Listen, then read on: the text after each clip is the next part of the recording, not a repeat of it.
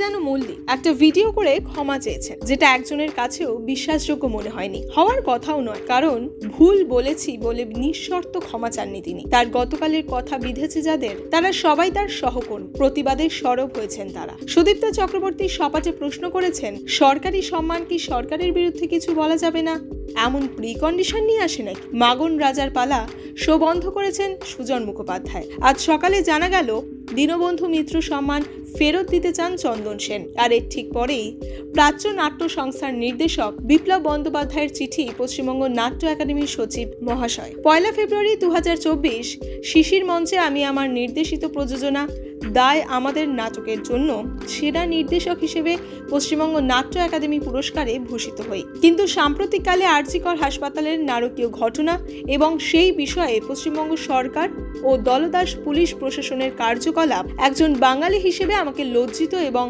একজন মানুষ হিসেবে ক্ষুব্ধ করেছে। সত্যকে আড়াল করতে প্রশাসনের এই নির্লজ্জ তৎপরতা আমি ঘৃণা করি। এরই সঙ্গে আমার একটা নাট্যবন্ধু তথা অধুনা শাসক দল সমর্থিত নির্বাচিত বিধায়ক শ্রীমান কাঞ্চন মল্লিকের সরকারি পুরস্কার ইত্যাদি ফেরত দেওয়া সংক্রান্ত বিবৃতির পর আমার কাছে সরকার প্রদত্ত পুরস্কারটি বোঝা বলে মনে হচ্ছে। শাসকের প্রতিনিধি কাঞ্চনবাবুর কথাতে এটাই প্রমাণিত হয় যে এই পুরস্কার তাদেরই রাখা উচিত যারা শাসকের এই দুর্নীতি, খুন, ধর্ষণ এবং শাসকের পোষ্য পুলিশ প্রশাসনের চাটুকারিতাকে নিপুণ শঙ্কের মতো মান্যতা দেবে, কোনো প্রতিবাদ করবে না, যোগ্যতা নয়।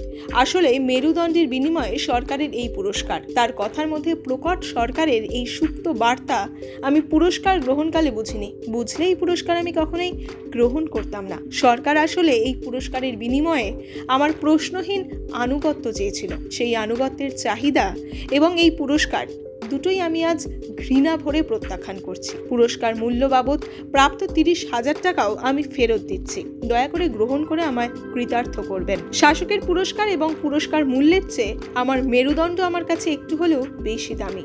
ওটা আপাতত আমার কাছেই রাখলাম। ভালো থাকবেন, ধন্যবাদ।